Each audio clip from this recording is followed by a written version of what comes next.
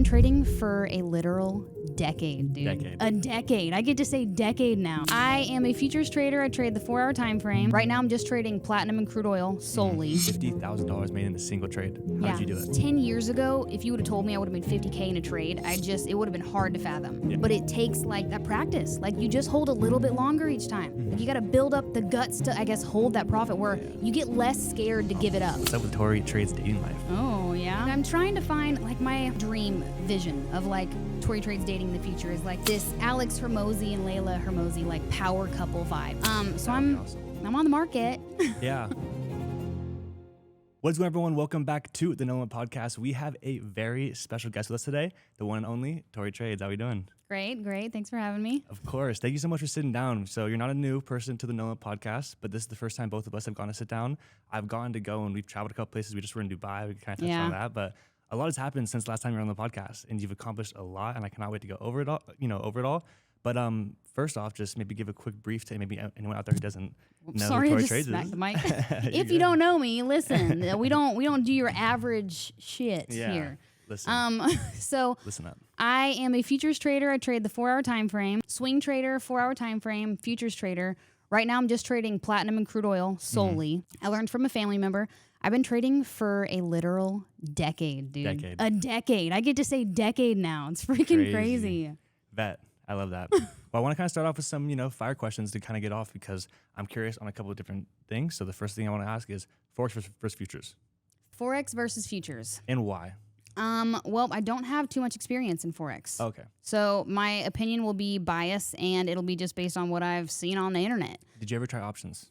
Never. That's one thing I actually don't have any experience with. I've at least dabbled in Forex. I've dabbled in crypto. I've traded the stock market, and I've traded futures. Options is the one thing that I admire anyone that does options because I know nothing about it. Yeah. Well, that's awesome. So you did say you've been trading for a decade, and I want to kind of bring it back first before we even get into all your trading accomplishments. But if 10 years ago you didn't take that leap of faith because you said you learned from a family member, but if you didn't, because even my family, like I trade, but not everyone wants to trade. You could have gone a completely different route. If you were not going to go the route of trading or trying out, what would you be doing? I think I'd be doing like some sort of corporate job, maybe marketing or like still social media. I love social media, have a passion for it. So I probably would have taken that route. That's awesome. And then my question to you is what made you come onto the scene and start doing social media? Because you hit the ground running. It was pretty cool to start seeing like, oh, Tory Trades, you know what I'm saying? You started seeing your face everywhere and it's cool. And now your content is like so, I don't know, widely watched by so many people around the world. And I kind of want to ask actually just first, like, how does that feel to have such a big impact to people, not just around you, but now have like a global impact where you can go anywhere in the world and there's probably gonna be people who know you? It's pretty wild. Someone recognized me for the first time, like in a public area going to Dubai. And I was like, this is wild. It's so cool. But it's still such a niche thing to be into. Yeah. Like not everybody knows about trading. And it's weird how many people are actually into it though. Yeah. Like as far as my actual circle, dude, like how many people do you actually know that you can touch in person that trades? It's like not many. But then to see like online, it's hundreds of thousands of people. It's way cool. Yeah. But social media started, to be honest, I've been in front of the camera like since I was probably 6 or 7. So I was doing home videos since day one. I have 3 younger sisters. I was like, okay, we're going to do America's Next Top Model. I need you guys to put on a show. We're going to do a play or we're going to pretend to do some reality show. So like I've always been in front of the camera directing. It's the funnest thing ever. I got into cycling and wanted to be a cycling influencer for the longest time. Yep. And I actually was trying to pursue cycling while trading and then decided to slowly, like if you go back pretty far on my Instagram, you'll see that there's some charts here and there, like next to all the bike stuff. But then I slowly started to incorporate more trading and that took off. People were much more fascinated about finance and trading than my cycling. Yeah. And then, coming from cycling, do you think there's any like discipline or any type of things that translated into trading that helped you? Oh my God. Because there's a lot of things that go into cycling. Yeah. It's it's a hard thing to do. Yeah. Endurance. I mean, it's very similar to anything fitness related. Like you're not going to see results overnight.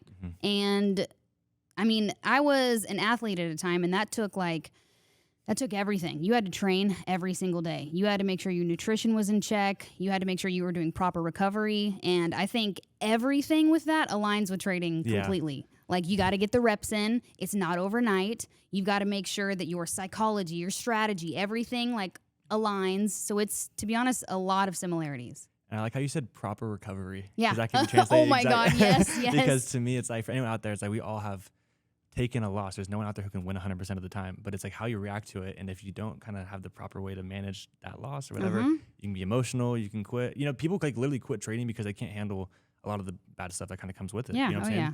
I remember a part of my journey where I actually started kind of veering off and kind of going like the crypto route. Oh, and luckily okay. I randomly got, crazy story, but I got. Well, let me hear a quick little version. But basically, I got literally when I was thinking about quitting, I got a DM on Instagram. No trade Instagram. I was just, Luke, whatever. Didn't do anything. Random DM when I was thinking about quitting of a free Telegram, being like, hey, I opened a free Telegram of like 15 people who all share their insights about trading. If I see you follow like profiles that I follow, like if you want to join, here you go. There's like 15 people in there, and in there is where I found like kind of my first mentor. It was crazy. So I got kind of veered away and stirred back. Or I don't know. It's a blessing, but yeah, no, it's kind of, I don't know. Oh, wait, cool. Okay, go figure. Little Telegram channel. Yeah, I love that. But then obviously, the way I got into social media was live streaming. Honestly. Oh, same as me. That's how mine blew up. Is I think I like cracked the algorithm when it came to YouTube. I was live streaming my trading, and I had a pivotal moment where I wanted to do Twitch. And I was like, everyone's on Twitch, all these crazy gamers. And I'm like, I'm seeing the vision. I'm like, and I thought that I was maybe paving the way. I thought I was a visionary, but it turns out everybody live streams. I didn't know that at the time, and I wasn't that big into the trading community on social media, but I thought, I'm about to do something nobody's ever done. I'm going to live trade on Twitch. And then it turns out I took the YouTube route instead because Twitch in my mind, I was like, you know what? I'm not that consistent. I feel like if you have a Twitch, you've got to live stream at the same time every single day. I'm inconsistent when it comes to that. I'm flaky. So my live streams are random. Yeah. And so I was like, well, you know what?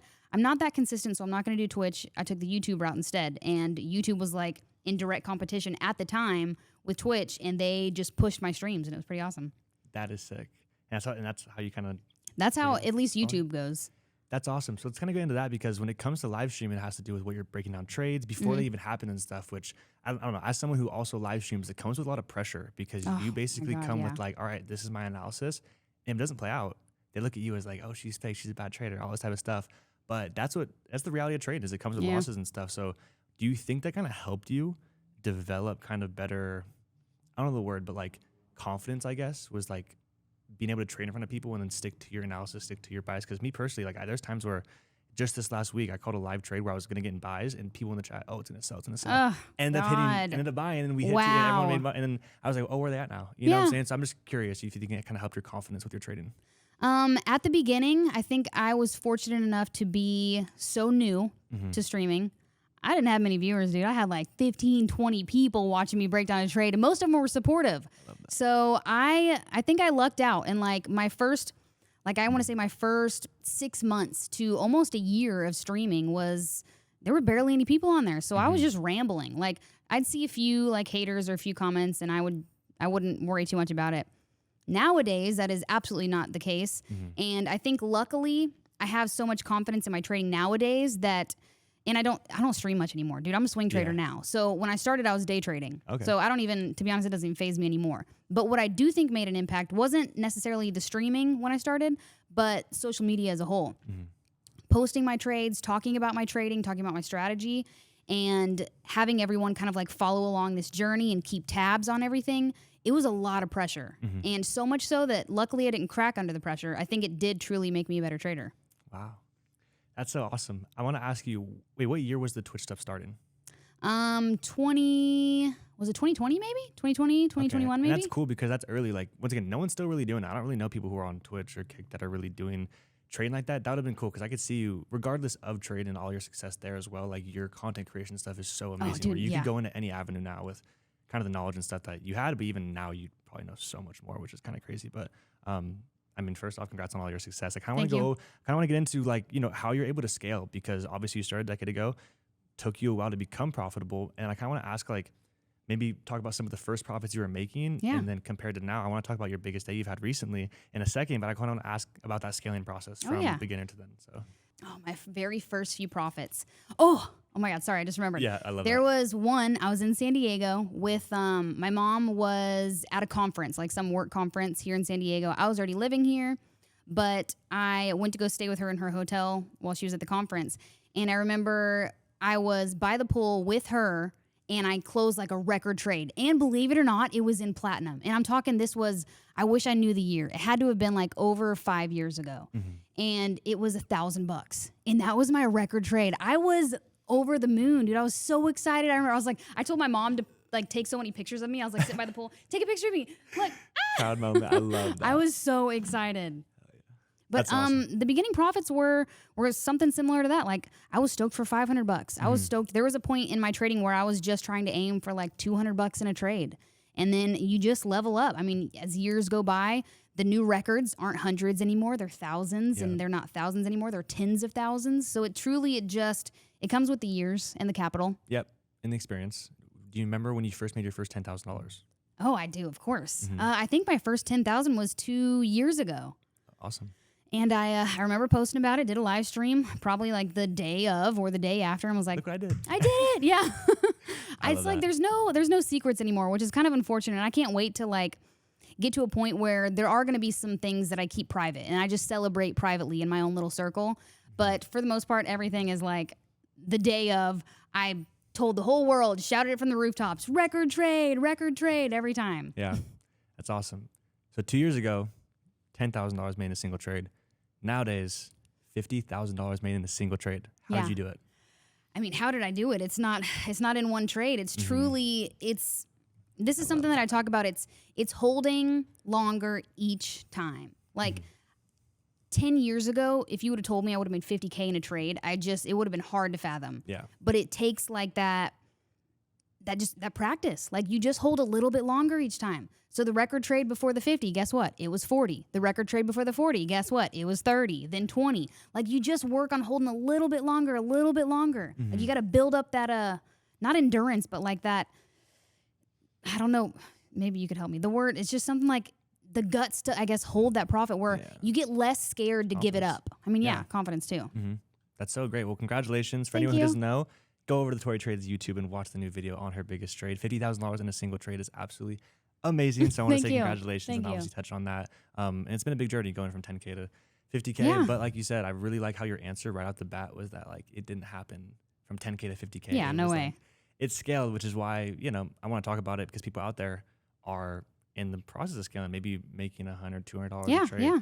I kind of want to ask you, in your opinion, should traders out there be happy with making $102? I did a reel about this the other day. I was like, you guys go work for $200 a day for 9 hours, but you won't close a $200 trade in 5 minutes. Isn't like that crazy? Right? So I want to pick your brain about that. Yeah. I mean, it starts there. I wouldn't be at a $50,000 trade if I wasn't happy with the $100, $200 trades. That, you got to accept that. You have to. And I think maybe, lucky for me, I didn't have too many people to compare to. I didn't have hundreds of thousands of people that I was looking at on the internet that were trading. I was only solely comparing myself to my uncle. And I knew he's been trading for 30 years. Like, of course I'm not going to be on his level. So yeah, I can be happy with $100 and $200. And I even had my aunt mentor me as well. And her and my uncle, very different trading styles, by the way. And she's not as much anywhere near as an avid trader as him. But I love that they even have different styles to begin with. She was more support and resistance, and he was more trend lines.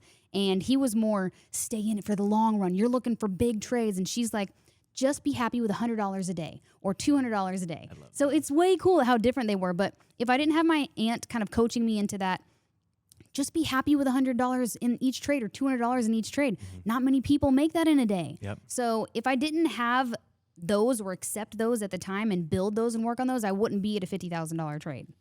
It's about the little steps, little things compound. Yeah, exactly. Amount to bigger things. Well, I want to pick your brain on like, how was it getting your uncle on the podcast? Because I was excited for that to come out. Like you're hyping it up and stuff. I don't know. I was super excited. I watched it right when it came out and I loved it. You know what I'm saying? He was such a cool guy. And even off the bat, starting with like showing his real, I just loved it. So how was that? Oh my God. First of all, it was like pulling teeth. It was the hardest thing to get him on one. But then finally when we did it, he was like, oh, that was easy. We can do that again.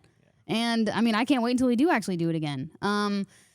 We had some technical difficulties in that podcast, which is so unfortunate. My camera cut out for 20, 30 minutes. Luckily, his was good. The first 10 minutes of my camera was in slow-mo. So a lot of technical difficulties in the most important podcast of my literal life. Yeah.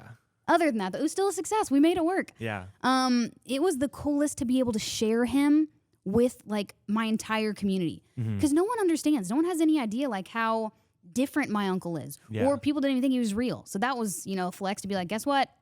Here he is. And He's for real. him to like come out and say the things he did and it all lined up with what you've been saying for a while. But you Yes. just didn't want to get in front of the camera. Yeah. So that was awesome. Yeah. I don't know. I loved it. And it was super cool. to I'm have so glad. the cousins and stuff on it. So that's awesome. So I want to bring up, because I feel like personally being friends with you for a little bit now and stuff and following you, I think family is a big aspect in your life and stuff. Oh, and I yeah. see with like obviously your uncle you brought up and your aunt, but then, you know, you're surrounded by just so many cool sisters and stuff. And you guys all are like successful in your own ways, which Yeah. is so cool. And you all bond.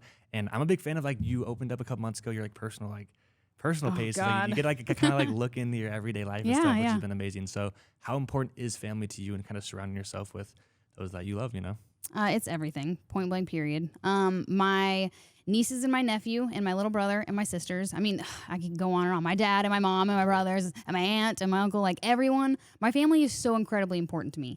And the biggest success that I see in my eyes is being able to spend as much time as I want with them. Like they just left San Diego. They were just here spending the weekend with me, and I'm able to do that. And that's where I find my success is like being able to spend more time with family, being able to just bring them, be like, can you guys come to, I mean, as long as you guys can block out the time, I can cover it. Yeah. And that right there is the biggest success to me. I love that. No, because I love watching it from like a viewpoint of like, damn, like, I don't know, it just looks like you're so happy with all your, I don't know. I love them so Envy much. that. Yeah. So congratulations on all that. So now I kind of get into trading a little bit. So Okay. you kind of brought up a minute ago how when you first were trading, you didn't really have that comparison because you weren't really watching anyone. So those little gains to you were okay because you Yeah. didn't really have anyone to compare it to.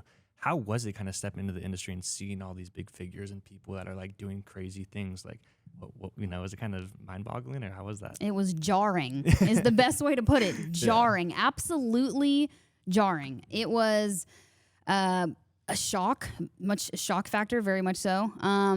I didn't realize how toxic it was, had no idea. I didn't know I was being vulnerable, talking about like trading or income or P&Ls or my strategy. So it was very jarring. That's the best way to put it. And it's definitely, there's pros and cons. So like it's helped my trading as far as the following that I have and the amount of eyes that I have on every single one of my trades.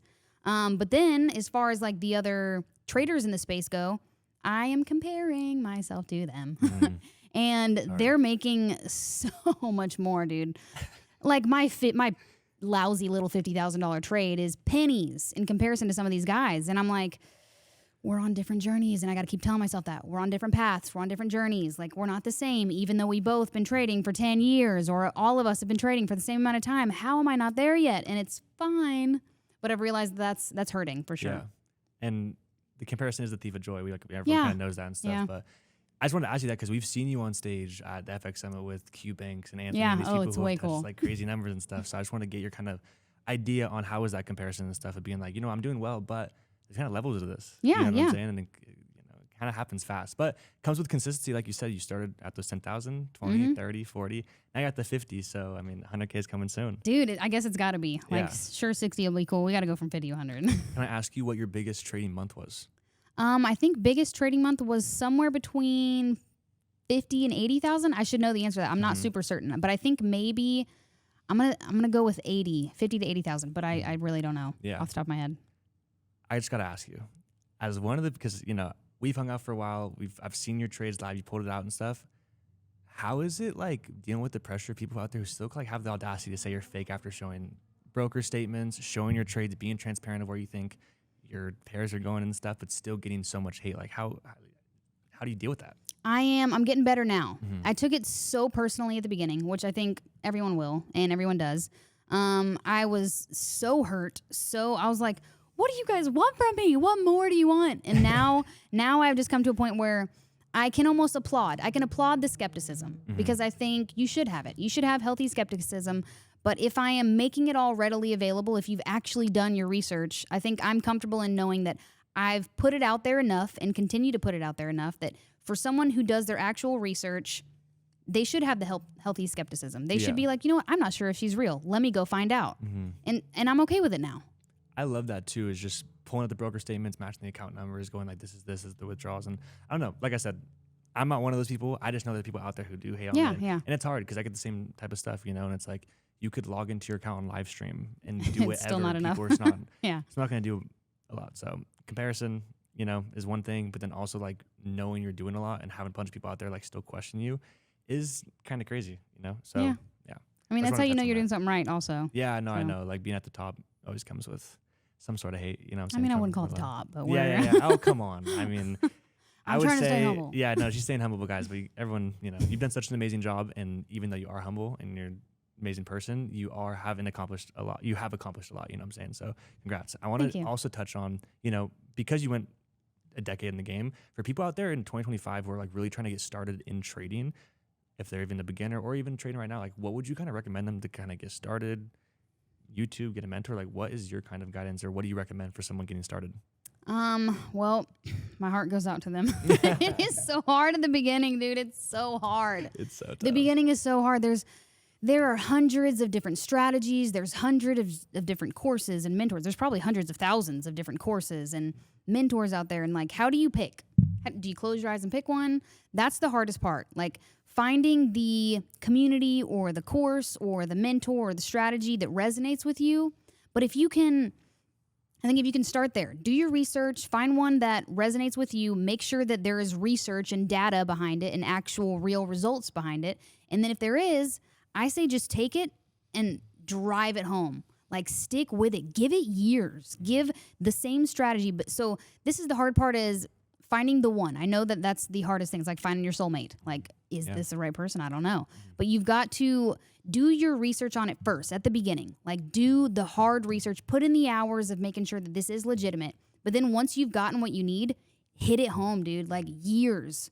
And I think that's where people will find success if they can narrow down a strategy and actually master it. I'm talking like over a year, 2 years, 3 years. They've gone through multiple market conditions. They've traded multiple instruments, multiple time frames with that one strategy. I think that's how people are going to make success in trading, or at least beginners. I agree with that. I always like trying to tell people, like, I look at trading as you have to, I mean, it's built for you to fail. Like, there's a reason why 99% of people. It's like a carnival game. Yeah, like literally. So like you kind of have to rig it in your own way to like be profitable. So for me, I always say like, kind of like a casino, and this is about a bad example, but you kind of have to like outweigh the odds. Where like if you're losing, you know, eventually you should kind of get it to flip. Where in trading, not exactly. I wouldn't want to compare it to gambling, but if you're all over the place risking more, this or that, you're not following a model. Yeah, you're just gonna be taking L after L and not let the probabilities and stuff kind of play out in your favor. Because like I said, losses come, but if you know how to properly like manage them and have good risk management, then when they come, it doesn't really affect you because you know you're gonna hold your winners longer. Yeah, you have a system that is proven that it's going to be, you're gonna win more than lose, which is obviously super important. I want to ask you also, because you talked about your entry criteria. I think that everyone in the world works so hard on their entry criteria, but no one really works on their exit criteria. And as someone who kind of talked about, so as someone who like talked about how you just had your biggest $50,000 in one trade, but it was because you like held longer and had more confidence and stuff. So how important is the exit strategy to you? I think that's everything. Anyone can place a trade. Anyone can place a dumb trade, but it is how you manage the trade and get out of the trade that separates the profitable from the unprofitable. Yeah. I think it's everything. It's just as much important as entry, if not maybe more. But it comes with trial and error. It comes with collecting data, figuring out this works, this doesn't, this works, this doesn't, narrowing it down. But exit criteria, I think, is, I'm going to go with, it's more important than entry. Anybody can get into a trade, but it's how you get out. Can we talk about the safety line? Let's talk about it. Let's talk about the safety line. I want to talk about it. I don't know if it's like a hidden thing or whatever. Because no. I'm not going to lie. Like you can ask anyone, like my mentorship or anything. My exit criteria now kind of has to do with what you showed me one night when we were in Miami of the safety line, because I'm like a scalper. So what the safety line is, guys, is like how I kind of explain it is like what I do personally is if I get into a trade and it kind of goes in profit, and makes like a higher low or whatever, I'm drawing a trend line from like that higher low to where I got in. And as long as price maintains above the trend line, I'm staying. And then if it closes below it, I get out. Yeah. And it's as simple for me because it's like, I'm a scalper. So like I'm getting on volume. Okay. And if volume starts to kind of slow down and consolidate and kind of retrace, it's going to close below the safety line, which also is an indication that volume might be slowing or we're going to reversal. So it's kept me in the trades. And I always give you your flowers because I learned that from you and then always kind of using it. So I was like, so yeah, it's kind of cool, you know, whatever. So that helped me because I was doing like kind of fixed 1 to 3 risk to reward. This kind of lets me sometimes get a little bit more out of it because if you get a good push, if it doesn't close below that line, like I'm not getting out. Yeah, it's so dynamic. It's like, it's very, like let the market do its thing. And that's what I love about the trend line is it has a point A and a point B, and then it goes indefinitely in the other direction. Yep. So price could continue along that trend line, but you don't know how long. So that's the coolest part about, I think, the safety line is that you're letting the price tell you when it's done, when it's done trending, when it's over. You don't have to think about it. It's the coolest thing. That's why I explain it. It's emotionless. It's like you're above this line. Cool. I'm not thinking anything of it. Exactly. You close below it, I'm out. Yeah. It's just pretty, I don't know. So for anyone out there, I don't know if we could share it. Oh no, absolutely. You guys can go back. Spread to the this. word. It's some sauce, So yeah, there's your flowers because I wouldn't hide that. I always say I was like, it's pretty cool. I love. It makes sense to me, obviously. Yeah. So I know that you said you got into trading because your uncle and stuff. Is there anyone in your family you said that trades as well? You said your aunt. My aunt. Cousin? She's not as consistent, and she wouldn't call herself a trader, but she spent enough time, obviously, with my uncle, many a years, and she's seen him doing enough to where she could. But I don't think she's much of a trader. I truly am the only family member that is a full-time, consistently profitable trader. Like active trader. Yes. And he's taught everyone in the family. And everyone's tried it. They've gotten really excited, and then they fell off because they just couldn't find consistency. That wave came and went with every single person in our family. But now that I've finally paved the way and am replicating what my uncle has done, now it's sparking everyone's interest again in the family. So now his daughter is back into trading again.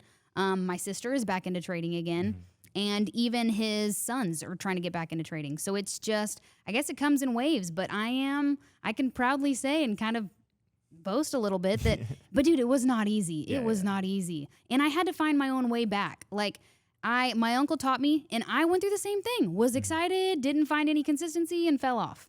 And I had to find my way back to it. And the coolest part is I had to do it on my own. Like I didn't have my uncle to be like, come on, come back to trading. You can do it. Like I was like, I just had, and I don't know what it is that kept pulling me back, but I was just like, I'm like, I gotta try this, dude. And it was actually the day where I told you I might be doing like a corporate marketing job. It was the day that I went in for an interview on a position here in San Diego that I made the decision, like set in stone right then and there. I left the interview and I was like, nope, okay. So trading is number one. No plan B. We're going hard. We're taking this home. That's what kind of happened with me. Like out of college, I had a job lined up potentially, or I did have it lined up, and I just was like, no, like I'm gonna be. I already made profits, but it wasn't enough to like go full time. Kinda. I mean, it was, but it wasn't consistent enough. And Exactly. I was just like, I'm doing it. It'll push myself, and I'll make it happen and get it done. You know what I'm saying? See, same Type of stuff. Yeah. All right. So, environment. You're someone who's lived in Nashville, Miami, New LA, York, San LA, Diego, San all those type of places. We've gone to Dubai. You've been all around the world. How important is environment and being, surrounding yourself in a good environment?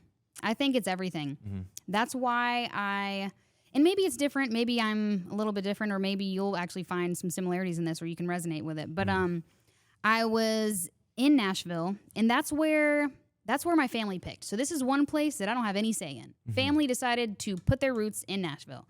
So there's nothing I can do to uproot them. Like everyone's there. I've got my nieces, my nephew, my sisters, my mom. They're in Nashville. So that's one that I don't have a say. But when it comes to like New York, Miami, LA, San Diego, and my dad's in Georgia, I got to pick those. But there were moments in my life where I needed a new environment. So like I was in Nashville for a while, and I felt myself just getting very comfortable. Like incredibly comfortable. And I'm very self-aware that I ripped it off like a Band-Aid immediately, moved to New York, 3 months. I was like, I need to be in the most uncomfortable place I could possibly be in. I'm talking like busy, hustle and bustle, most amount of people. Like I wanted the exact opposite of Nashville. So, and it helped me, it gave me exactly what I needed. I worked 10 times harder. Like there's just something about New York where you work. Yeah. You work and you work hard. Busy. You can see everyone else working. Like everyone is grinding. And that's exactly what I needed at the time. And then there was a time where I was in Miami for 3 months, and that was exactly what I needed at the time. So I think if you have the resources to like pick yourself up, uproot, and like get yourself in a new environment, sometimes that's exactly what you need to like hit those goals. You got to be in a new environment. You got to go and pivot. Yeah, you got to pivot. It's important. Yeah. Because psychology and stuff is so important with trading. You know what I'm saying? As someone who said has a bunch of people tried to learn with you and didn't follow through with it because maybe they gave up, or it all kind of comes down to psychology. So what are some things that you do or have had to do to kind of help with your psychology? I would say in the beginning, I had someone to talk to, which is great. And I mean, I guess so did everyone else in the family. I don't know if they maybe didn't utilize my Uncle Mike to the maximum, or maybe they just couldn't handle the losses. I'm not sure what it was, but I would call my uncle. I'd be like, hey, I had a really crummy trade today. You know what? But many a times he'd be the one calling me, and I'd be like, yeah, I didn't trade so great today. So I had somebody to help, and he was incredibly encouraging. He's like, dude, you're going to be the best. Obviously, he didn't say dude, but he's like, you're going to be the best. You're going to be better than I was at your age. He wasn't even trading whenever he didn't start till like 30-something. Oh, wow. So he's like, you started early. You're going to be better than me. And that's just so encouraging. So it kind of helped me regroup. But then even after that, even after we kind of lost touch a little bit and didn't talk as much anymore, it was about being self-aware and just being able to separate myself from trades, identify emotions as soon as they come, like want a revenge trade, do a body scan. I do want a revenge trade. Let's cut ourselves off. Feeling weird about a loss, feeling greedy, like, ooh, I want this to keep going. Like, you just have to be very self-aware and identify that and put some coping strategies in place. So if you need to cut yourself off, then cut yourself off. If you know you do better when, you take 3 losses. So I think it all just comes back to being very self-aware. You got to understand your emotions and identify them. What got your uncle into trading? Like, how did you find it at 30? What did he say? I was going to say, I remember. I've never even asked. I asked him at the podcast, and I think he said something like, was it on like a commercial or something, or like a radio station or a commercial or something like that? Yeah. Yeah, which is pretty cool, because back then, I mean, there wasn't many resources. Exactly. He had to make a phone call to place a trade. Isn't that crazy? So it's so wild. I loved hearing that. It's just kind of cool. You always see those like old videos of people on like the stock exchange floor of like slips. But cool. They don't see like the old school retail traders. Like, everyone sees what it looked like on the floor, on the trading floor back in the day. But being a retail trader back in the day, I don't think many people see that. Exactly. And it involves like taking up a big old phone and be like, I want to place a trade in Cisco or Priceline or something like that. Like, it was crazy back then as a retail trader. I love that. So you did say how, out of all the people in your family, you're the one trader that is full-time and consistently profitable. What do you think are some of the attributes to why you are the successful one in trading? I think I'm crazy. I think I'm crazy. Yeah. Dude, I can't take no for an answer. I cannot take no for an answer. I have tunnel vision. I am obsessive. Some examples, when I got into free diving out here in San Diego, someone told me that I couldn't hit 50 feet and that I couldn't hold my breath longer than X, Y, and Z. And I was like, all right, hold my beer. Here we go. Yes, exactly. So I set out to do that. The craziest thing is I had to take a class. I had to take a course. Isn't that crazy how much it coincides and people don't understand? Same with finance. Like, you have to. College. You have to go with someone who has taken the path and can get you there quicker. They gave me exactly what I needed. The exercises, the breathing exercises to hold my breath longer. Some things to do mentally they were like, okay, when you're holding your breath and you're underwater, walk yourself through something really tedious, or like walk yourself through getting in the car, buckling your seatbelt, like visualize it. And it helps you kind of separate yourself from, oh my God, I'm dying, I'm holding my breath, to like, I'm trying to remember what it's like. Oh, you have to turn the ignition. You got to put your foot on the brake, so it's the coolest thing. So I had someone help walk me through, and we hit those goals. On one singular breath, I hit 50 feet, and I held my breath for 3 minutes. That was the coolest, to be able to hit that goal. And then in cycling, also obsessive. I had to hit this goal. I did 130 miles in one day. I was like, I'm doing it, dude. I'm doing it all day. It took all day. I did it on a fixed gear, too. It was like the craziest thing. Crazy. Yeah, on my bike in a day. Yeah, I am a psycho. You have to be. Yeah, it makes total sense. So I think it's the fact that I'm crazy, I have tunnel vision, and I won't accept no for an answer. That's why. I always say I love I say it too, all traders are a little crazy. We're the only people who can go blow an account, blow some money, whatever, and go, let's go do it again. You know what I'm saying? Gotta be a little crazy. But that's awesome. I just wanted to ask kind of the attributes and stuff. So you've accomplished so much. You've gone from, like I said, 10 years in the game now, which is absolutely insane. Vet. You know what I'm saying? Thank you, sure. Thank you. What are kind of the next steps? Even beyond monetary, you had the $50,000 days. What are kind of the next steps? Doesn't even matter about money. Like, what is in the future for Tory Trades? I gave myself, this year has been the theme is delusional. So very on brand, very on brand. So I've got some insane goals this year. As far as social media goes, I'm trying to grow to 1 million subscribers, 1 million followers across the board, millies. We can go input him. I am trying to, as far as trading goes, I'm trying to reach $500,000 in trading profits, and that's it makes me really nervous. But I have to have goals that crazy because I realized last year I thought I set a big goal. It was 200,000. That was double what I'd done the previous year, and I hit that with ease. I hit it in less than I hit it in 6 months of the trading year.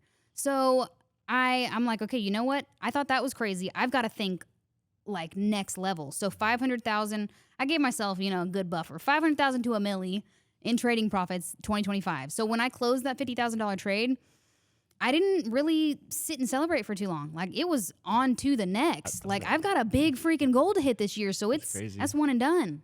That's amazing. Well, when you get that 500K, give me a call. I'll let you know. Trust me, I'll be shouting it from the rooftops. It won't be a secret. Delusional is, I think, something that a lot of people talk about, not even in trading, and just like in the rap game mostly. Yeah, exactly. Dude, that's where I've heard it the most. Like you've got to think of yourself to where people think you're insane. Yeah. And you got to go even a little bit farther than that. You gotta go a little crazy. Yeah. That's so awesome. Well, I can't wait to watch all the success coming in the future. In the future, 500K in trading profit is gonna be crazy. In a million. We can go bam for bam. Let's what I'm saying? Go M for M. go. That's actually amazing. I can't wait to see because, you're over like 500,000 followers on Instagram. Yeah. That's great. How does that feel? I think I'm someone, yes, a lot of pressure. Oh my gosh. That's what I'm struggling with this year specifically. Like last year, there was pressure. I was nervous and I even kind of veered away, made some not so great trading decisions at the end of the year last year to get me closer to that goal. But I think this year I want to be so self-aware that I don't let that get to me. That yes, I've publicly made this goal known to everyone, but I do not want that to make me mess up. Like that would be the worst. So I want to, yes, I put it out there. I'll try to detach myself from it as much as I possibly can so that it doesn't influence my trading at all. Point blank period. It's going to be tough. It's going to be tough. I'm going to work on it. So what's been your most viewed, like in one reel or something, or in a short, whatever it is, what's like the most views you've gotten on like one single? I think a few million. It's almost always every time I tell my story, people are fascinated that I had an uncle or a family member teach me how to trade. And anytime I talk about my strategy, which is, to be honest, the engagement I get is great. The feedback, all negative. Yeah. That is what it is. So negative. I make money trading trend lines. Yep. Yeah. And they're like, no, Cap. No, she doesn't. So I don't know. There's only so much I can say. I try to break it down as much as I can. One thing I do want to work on this year. So every example that I have, or at least many of the examples, or most of the examples, when it comes to short form, I've tried to show people my strategy when it works. But I think if I can do some short form of showing my community an example of my strategy when it doesn't work and what I do, I think it probably won't get anywhere near as good as engagement, but I think people could understand there's only so much you can say in 60 freaking seconds. Yeah. So I'm trying to work on that a little bit this year, just the short form being more open about this is the strategy. Yes, it's trend lines. This is what happens when it works. Everyone loves those videos, but this is what happens when it doesn't work. I just love that you get hate because you make more money than all these people who complicate trading so much, and like all they can do is just comment saying how it can't happen. Dude, it's almost as though it would shatter everything. It would shatter their world if they truly understood that I do trend lines. And they're like, I have spent probably years trying to understand this incredibly complex system or strategy. It would shatter everything they know. And I think they couldn't accept it, or they can't. They're like, nope, it would shatter their reality to actually believe that I'm trading trend lines. And making that much. Yeah. 50K trade. Yeah. Light. Oil or platinum? Platinum. Oh my God, platinum. I have so much FOMO right now. First of all, I did. Did you see what platinum did? Take a peek, everybody. Yeah, go everyone, take a look. It made the move of the year last week. And I was trading crude oil, so didn't get it. I'm not one to trade multiple instruments at one time. I'm always in one singular trade at a time. I missed it. It is what it is. On to the next one. Like on to the next. Exactly. I can't wait. 500K in trading coming soon, guys. Just wait. So we talked about your accomplishments also with social media and stuff. I think it's no secret. I would consider you probably the biggest female trader, and you've put on for so many people. And I'd say you've obviously also empowered a lot of females to come out and start posting and even becoming traders. I feel like finance in general or trading is so male dominated. So for you to come on the scene and also do better than so many guys and stuff, gave a lot of girls confidence and stuff. So like, do you feel like, how does that feel, like empowering girls to get into the space and seeing how people are being able to be successful doing trading, you know? It's the greatest thing ever. I always look at it like teaching my sisters. And if they could do what I do, which, to be fair, though, not everyone wants to trade. So it is what it is. My youngest sister actually, for the first time ever, has been sparked to trade. Like, so I'm trying to, like, ignite the fire, blow on it, like throw some gasoline, like, let's go, come on. She attended my most recent boot camp that I did back in November, and she showed up to class every day. It was the coolest thing ever. And then I got to see her complete assignments. And then I would even text her on the side and be like, I didn't see you in the group chat. What are you doing? Yeah. But her interest has sparked in trading. But that's where, like, the vision comes from. If I could empower my sisters to do this, it would be the coolest to empower all women to just not only, like, get into trading, but just kind of take control of their finances and know that, like, finance is not your average finance bro, What your you think it Chad, is, your yeah. Kyles. Yeah, whatever Like, it may be. yeah, like, you don't have to have an economics major or, like, a finance major or, like, work on Wall Street. Like, it truly can just be something you do from your phone on the side, like a side gig. So I'm trying to get more women to understand that and understand it's not complicated. It's not easy, but it's not like rocket science either. Yeah. And it's like, doesn't mean, like, there's not like any statistics or anything that says that, like, guys are better. Oh, you know what I'm saying? at all. Just, to be honest, we though, try. I don't we're know a if little bit more there's stupid to try. Like, you know what I'm saying? Like, we're just willing to more to Exactly. like, oh, shit, I'll throw my money at that. Yeah. That's awesome. Is there any, like, maybe female traders out there that you watch closely, you maybe want to, like, shout out that want to come up that you're like, I love? Dude, there's so many. Miriam. There is, Humble Trader I've been watching for a long time. She's been on my radar forever. It's so cool to be like, oh my, we did an interview together. I was gonna say, it was the coolest thing ever. It was like a full circle moment because when my uncle was teaching me, I'm sure just a few years after, she was one of the few that I did see on the internet. But there's tons of female traders that are up and coming. Yeah. I love that. I'll take an after you. I love all the shorts and stuff too. I want to see like some more. I just want to see more women in trading. I was gonna say, I was like, I want to see more videos of you live trading, but you already do that. So I was like, well, I don't anymore. I haven't live traded in probably maybe a year, just because I'm swing trading now. Yeah. And to be honest, this was something I was thinking about today. I'm so glad I'm not live trading anymore. Yeah. Like, I'm sorry, but that's something that I don't love doing. And you understand. I mean, you were like, it puts so much pressure on your trade. You get all this negativity. You get into a position, you say, and everyone here is like, wrong, like, and what that does to your psychology. Like, I am happy to not be sitting on my computer live trading anymore. So I think, but it's also like you feel like you've leveled up when you, and this could be different, this is just my experience, but when you move up to a higher time frame, each time it just feels like you're leveling up also in your trading. Like, you're becoming more of this professional trader. Like, you're more established. It just feels more legitimate, I guess, like coming up to a higher time frame. It makes it easier for you too. Yeah. And you're making more money than you did before. So and less screen time and less amount of trades. Like, it benefits across the board. Get to go enjoy your life and just travel around. That's exactly the goal. You love traveling. Yeah, that's awesome. I hope to see you travel more and have fun and enjoy just the fruits of your labor because you worked hard to get here. And I've obviously loved getting to be close and see how you've done everything. And I just appreciate you for everything you do for the industry and everything. So you're the best. We talk about dating. Yeah, you want to talk about dating? Dude, let's do it. Yeah. Okay. Well, first of all, I need to know about your love life because I have no idea. God. Can we? Is it too intimate? Is it too vulnerable? Not really. Like, I feel like I've been off the dating scene for so long because I really was focused. Okay. I don't know. I went through like a rough breakup in college that like someone I thought I was gonna be with for like so long. Yeah. Was with me when I started trading. Was the only one who kind of like believed in me and stuff. And then having that kind of was tough. Damn. But I was able to like learn from it. But I was just not really as much interested in dating. But as of recently, I'm like, all right, I'm starting to kind of, I don't know. I'm in a place where I'm doing really well.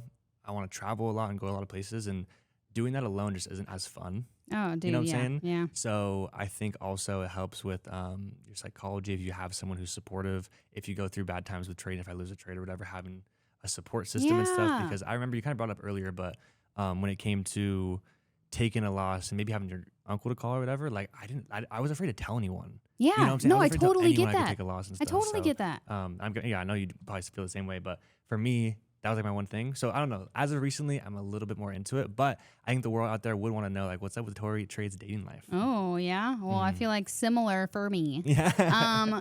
I also went through a pretty tough breakup. Same scenario. Thought it was going to be somebody that I would marry and be with for the rest of my life. Also supportive of trading. And it changes things, dude. It shakes you up. You're like, shit, I got to reevaluate everything now. Yeah. And then you got to go through like the healing process and everything.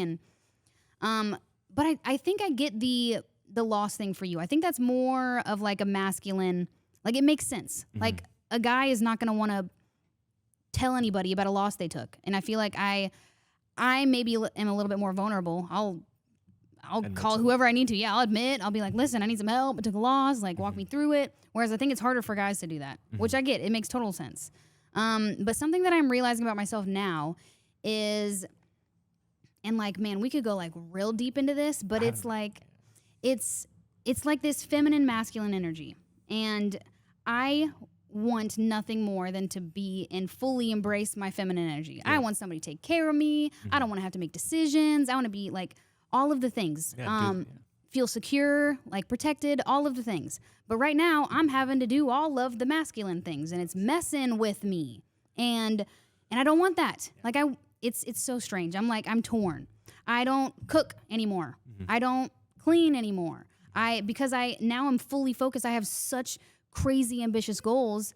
It's frustrating for me. I'm actually like truly wrestling with it. And there's even this point where I'm at where I'm like, this must be what guys feel like, to where you have such insane delusional goals that like you can't even imagine bringing someone on right now and explaining to them what's happening. Yes. Yeah. So I'm really torn. I mean, I want to be taken care of. I want somebody. And I'm trying to find like my dream vision of like Tory Trades dating in the future is like this Alex Hormozi and Layla Hormozi like power couple vibes. Like that's what I'm feeling like, because since I do work so much and it never stops and it never has. This has always been like a theme in my life. Like me and my sisters are a prime example. When we hang out, we talk about work almost like 90% of the time, but it never feels like work because we're just so excited. Like new idea, new endeavor, new this, new that, optimizing this, coming up with like all kinds of things, content. So it's always work, but like we thrive on it. And if I could find a partner that also does the same, like just it's work, but it never feels like work and we're just leveling each other up. So I'm on the market. Yeah.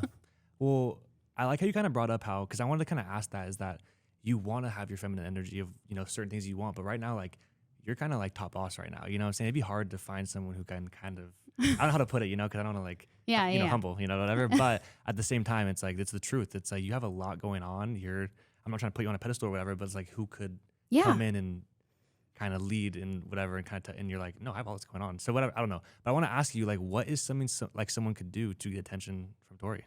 Well, I think stand out. Like, what can someone do to stand out to Tori? I think you're totally right, first of all. And I got to acknowledge that. Like, as you level up in your career, it hurts a female. It hurts a woman, because now your choices are slimmer, and it's really hard to now find someone who can take care of you because you've set the bar so high. And same, I'm not trying to put myself on a pedestal, but I have excelled significantly in my space, in social media, in all of the things that I do, to where I have made my selection quite slim to choose from. And I do want to be taken care of. So it sucks because there's this like stigma on social media to where like most women are like, he needs to make a few million a year. And like that's not what I'm trying to give. I work this hard, so he has to make more than me because I do want to be taken care of. It's not like the whole he needs to do this, he needs to do that. Yeah. I feel like I have validity behind what I'm asking for, the standards that I have. But it's unfortunate for me that I have done as well as I have, because now my options are slim. Yeah, I like that you said that though, because you deserve it. Like people out there who make $0, how are they going to say like, oh, he has to make at least $3 million? But for someone like you who also does numbers, you don't want someone coming in and kind of you being the Yeah, I don't know. Not that you wouldn't do want it, but it. it's, I don't know. I mean, and also it probably wouldn't hurt. Like I would want whoever I'm with to be in their true masculine like energy. And it very well could hurt them or hurt their ego. Now, maybe not every guy, but there's many guys where if the female is taking on most of the finances, it would be a hurt to their ego. And I don't want that to happen. Not that I'm looking for someone that has to make more or that has to fit that persona, but I do want whoever I'm with to be in their true like masculine energy. Okay. Well, that's awesome. I can't wait. I mean, both of us are on this similar journey. We'll figure it out. It's hard doing like and being in our industry and doing what we do. Not a lot of people understand. I know. And can fathom the things that we have to go through and do. I don't know. It's a lot. So I completely understand, but I also really appreciate that you said that, because it's not like you're here trying to be like, oh no, he needs to make this much and reach off of it. It's like, no, I just want mutual, You know, Yeah. I'm working this hard. Match me. I dare you. Work as Match hard me. as me. Exactly. Beautifully Match me. said. Match Yeah. me, I dare you. Yeah. And it is tricky though to find someone who understands what we're doing also. Mm-hmm. So like as far as vision goes, like it would be awesome to be able to talk to somebody about my trades. Yeah. And the struggles that I'm going through. And so I've got a vision. I mean, maybe it is a trader in my future. I don't know. But it'd be so cool to be able to just talk about like, these are my goals. This is a trade that I'm struggling with. Or like, and to get feedback and like someone that I respect and admire. It'd be really cool. I'm not going to lie. The one girl who I have been kind of talking to lately. Is a trader? I met her. I met her. She came to the FX Summit when we were in Dubai. Okay. I met her in Dubai. And it's been cool because she's flown out and we've hung out and stuff now. She's flown out to California, but she trades gold and I trade gold. So like getting the like, Dude, the I don't bond, know, it's kind of cool. Yeah, bond has got to be so cool. I don't know, it's kind of cool. You know, we're not dating or anything right now, but I obviously enjoy it a lot, and just that aspect is kind of cool because they understand what we have to go through. So because I think anyone outside of it, it's just yes, we can talk about it with everyone in our community or other traders, but like having a partner that understands completely like your not even your strategy, but just how hard trading is, like to get that reassurance or like affirmations, like it would be the coolest. And I totally get that. Have you dated a trader? Nope, never. Yeah, I've never, but I maybe am looking to. In the future. In the future. Okay, well I kind of already asked like what can you stand out, but like what makes a guy kind of stand out for in the girl's perspective? I feel like I'm not an average girl. Yeah, exactly. Yeah, I guess that's so it wouldn't be be materialistic things. I think it would have to be values. I think family, like if they're family oriented. I think knowledge, being a leader in whatever, if it's a trader, being a leader in their space or in their world, maybe their niche. I just feel like it's they got to be entrepreneurial, not just trading. But really, it's not about materialistic things. It's not about the following. It could be a trader that doesn't even have a following. But just I'd say like wisdom, experience, life experience, a little bit of that, being self-aware. But I think it comes down to like if they're in tune with themselves, like they don't have to go to therapy, but if they're able to regulate emotions and act accordingly. Family is a huge priority to them, and they're educated in the space, or even in business, in finance. I think that would be fascinating for me. Yeah. That's so cool. Well, I'm glad I got to pick your brain about that. I know, right? Like, I don't get to talk about it a lot. Yeah. No, and at the end of the day, we're all just people. Like, you make money trading, you've accomplished so much, you have a huge following, but we're also people out there who just want to live our lives and go, just want some love. You know what I'm saying? Yeah. That's awesome. Setting the standard for new traders in the space. I think what's really important is being one of the few influencers in the space that are setting a new standard. Yeah. Like now the new standard should be, and it should have been in the past, or it should already be, is just providing proof. And I think maybe some traders or some influencers get offended, but I feel like it just comes with the package. Like if you're going to be an educator at minimum, if you're going to be an influencer, if you're going to be a leader in the space, I think that just goes hand in hand. You have to provide the proof. Yeah. And so I think the whole community is tainted. Yeah. So I feel like setting that as a new standard for new traders, maybe even the new up-and-coming traders, if they can provide proof and match that new standard, that's going to be so much healthier for this industry because it's such a shitty industry, dude. Yeah. Everyone is scammy. Everyone's skeptical. We've seen behind the scenes, like, dude, it's crazy. I don't want it to be. And now I'm embarrassed to be in this space sometimes. So I hate that it has such a negative connotation. Because it puts you in the same boat. Yes. You know what I'm saying? It's like, even though I know you're legit, but it puts you in the same boat of people because there are people out there who don't do what they say they do and stuff. So I think that is a really good standard. People just have proof, question, show whatever you needed to show, learn from someone who has credibility, showing payouts, showing this, showing that. Talking about payouts, what's your kind of opinion on live capital versus prop firms? Ooh, that's a good one. I've never been able to commit to prop firm trading. It was never introduced me in my first 6-7 years of trading. Never even knew what it was. And to be honest, I think when I first heard about it, it was more of like that proprietary trading, like you actually go to the floor and trade for people. But I think if you do decide to take the prop firm route, the goal should still always be personal capital. Yeah. It's just, my opinion is maybe so biased, but my rules are they're not as strict. My strategy is so dynamic. Like there are times where I go heavier in a position purely based on intuition, and you can't trade that way in a prop firm. So I think if you can excel in prop trading and enough so to move this money to your live account, I feel like if you can be successful in prop trading, you've built the discipline. Yeah. You have the experience now to where you could absolutely be profitable with your own personal funds. But what's your opinion on it? I think that I started the live capital route, and that's how I learned. Okay. But I made like when I found out about prop firms, I made that switch, and it actually helped. Like you kind of brought in the rules. The rules kind of help me. I do agree that it gives you less room for error, which in trading you can't be perfect, yeah. you know, whatever. But I wasn't doing the like only risking this amount per trade, only because to me, like I said, I kind of think of trading as a probability based thing. Yeah. Where with prop firms, it's like I have a 100K account. That was like the first account I got funded with. If I'm risking $1,000 per trade every single trade or whatever, and I was trying to go for max risk reward, I think that helped me probabilities wise, because it's like, all right, I'm risking 1%, trying to go for 2 or 3%. Yeah. Whereas like when I was on the live account, I kind of was just changing risk, going back. That's and forth fair. and stuff. That's fair. So I think the discipline helped me. Got to do the payouts from prop firms and put in the live. So I kind of have both now. Just started getting into futures, which is awesome. Oh, nice. Yeah. So I've obviously always been Forex based, but I'm getting into futures, which is amazing. I got to check out crude oil and platinum. You should. You know, that might be one of my new ones I'll pick up. But right now I just do NASDAQ, because I already was doing NASDAQ on Forex platforms. But like, why would you not go trade with 0 spreads on? I know. Yeah, I know. Are you kidding me? So. I had no idea that there was such thing as like insane spreads and swap fees. And it's futures. I feel like is definitely the way to go as far as spreads, swap fees, and I guess I don't know.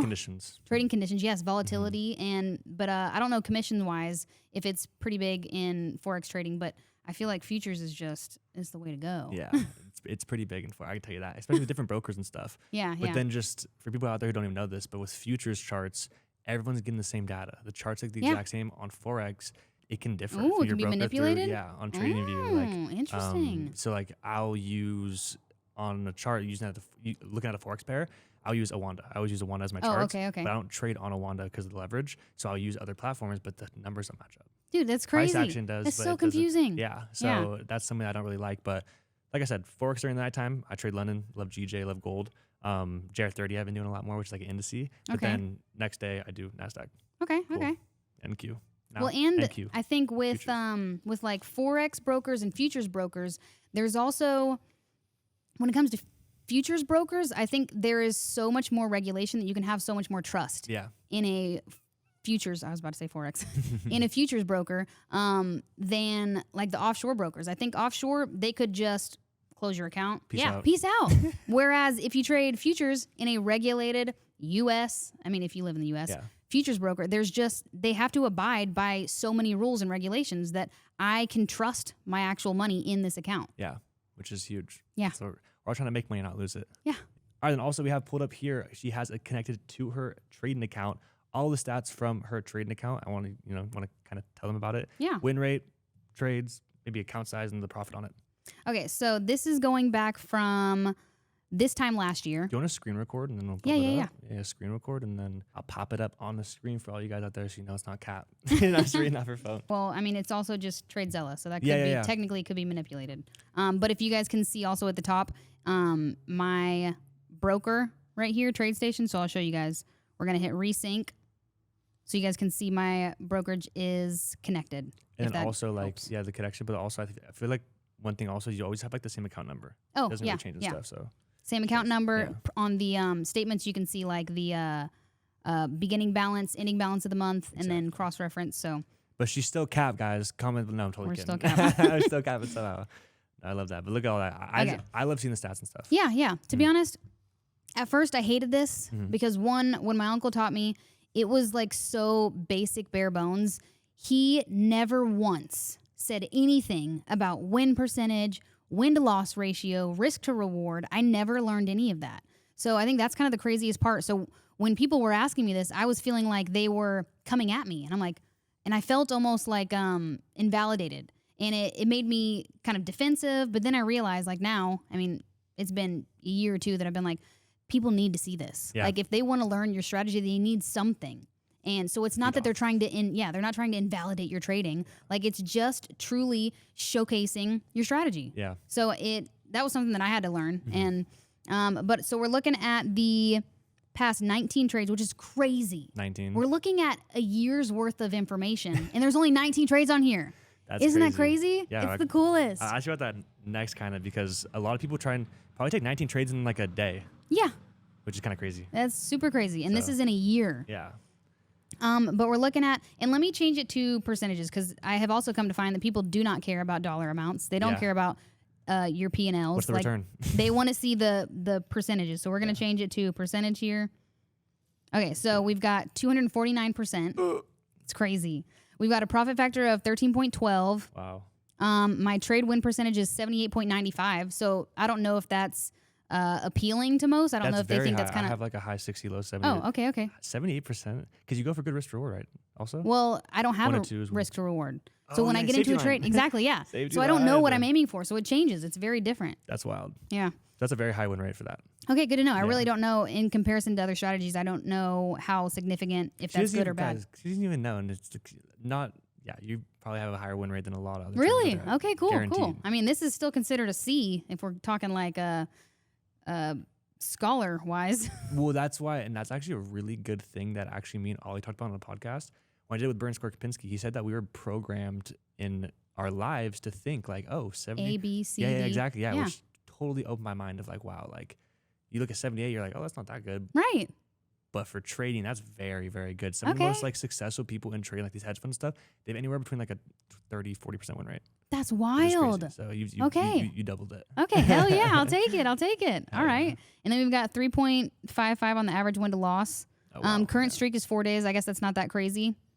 We got a 92.92 Zella score. Ooh. This is my favorite one right here, that daily net cumulative P&L, baby. Okay. That is like Mount Everest. It's like a crypto. It's like a pump.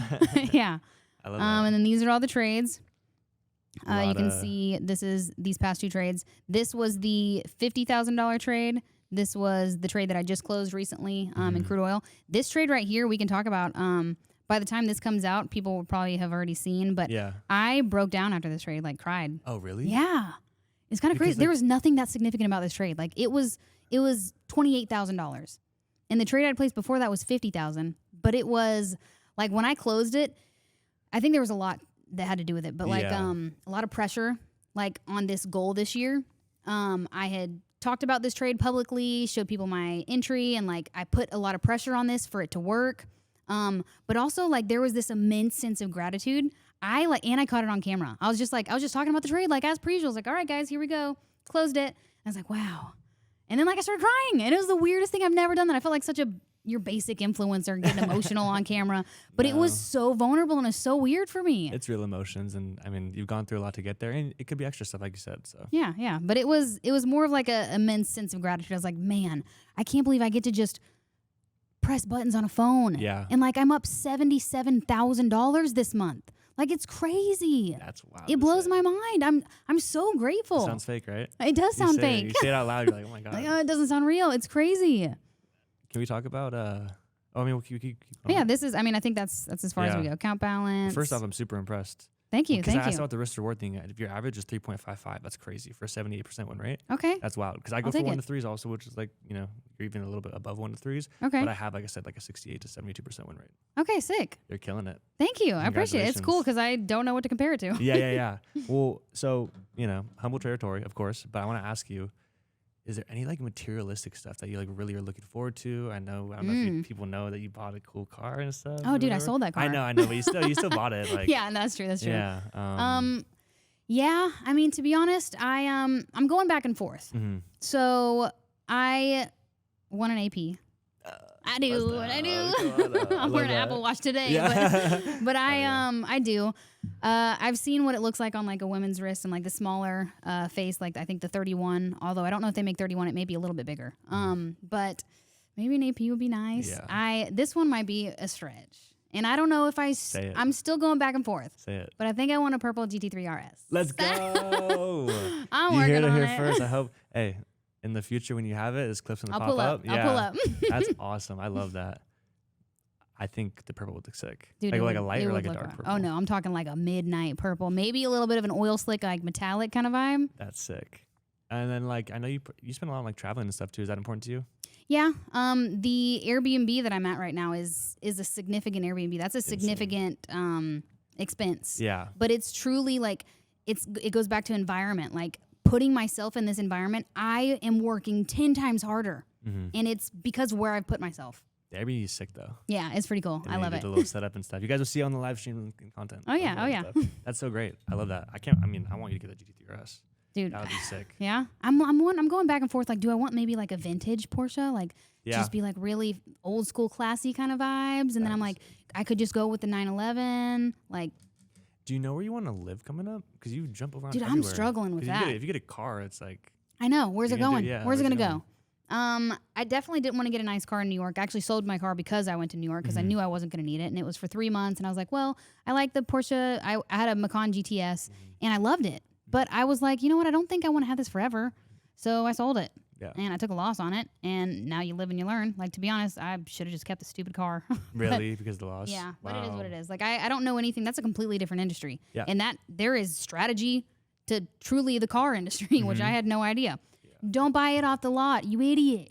I didn't know, but that's what I did. You have to do it at least once to see. Dude, yeah, I guess so. So I'm experimenting. I'm trying to get into it, but like real estate also completely different industry. I'm a complete novice when it comes to all of these different industries, and even like buying a watch, like making sure that you get the right watch that will appreciate and doesn't depreciate. So it's I'm exploring. I'm exploring new things. How's your watch purchase going? Because I saw that video when you bought it from Timepiece Trading. That was pretty cool. It was a Prezi, right? So sick. How about that gold Prezi? Dude, I know. I love the presidential. Bless that. I actually got a new one with the Jubilee band, and really? it's growing on me. It looks great on men, but I feel like on me it looks a little too masculine. But it's growing on me. Yeah, I like them. It kind of stands out. Congrats on your new watch, by the way. Thank you. I appreciate it. Dude, it looks great. You like it? Hell yeah. Yeah. I like the blue face. Blue face, baby. Yeah. No, I love that. Oh yeah. Well, so I want to ask you, what's like one trading rule you would never break? One trading rule that I would never break. Well, I actually got to think about this because I really don't know. I mean, obviously, you don't want to over leverage. Like, obviously, okay, here we go. And I've broken it before, but I won't break it again. How about that? Awesome. Never double down on a losing trade. Like jump back in. Double down, like go in heavier, thinking, okay, if I go in more, now it only has to come back halfway. That was the stupidest mistake that I made. And I remember that trade vividly. It was in crude oil. It was going down. I went long. I mean, I was in hefty drawdown. So I thought, like, I don't know how or where the rationale came, but I was like, okay, if I go in double, if I go in the same amount of contracts, it only has to come back halfway. So it's not that crazy. Like, it's just got to pull back a little bit and then I can make my money back. I did that. And guess what? No pullback, baby. No, it didn't pull back. So I had to just suck it up and take a fat loss. So I would say doubling down on losing positions, I will never do that again. Took on the chin. And then just one of the last questions, like because you were in the industry for a decade and it took you a lot, pretty long to get, comfortable or making actual consistent profits, what do you think was kind of your aha moment of you being kind of consistent and being like, oh, I kind of get this. I'm going to do this full time? One, when I had built enough of capital, like that I think is first and foremost. Like if you don't have the capital, you're never going to be confident. Like you're never going to be comfortable. So building up enough capital. Now doing the math to be like, okay, if I don't make any money for the next 3 months, like, is this enough to pay bills or pay rent? So like doing the math to make sure that the amount of capital you have is enough to go full time. But it's when like you're presented with an entry and you just take it, dude. When you just take it, there's no like overthinking. There's no hesitation. There's no like micromanaging. You see the setup and you take it. Those were some of my best trades always. When I see the alert, it goes off, I get into my position.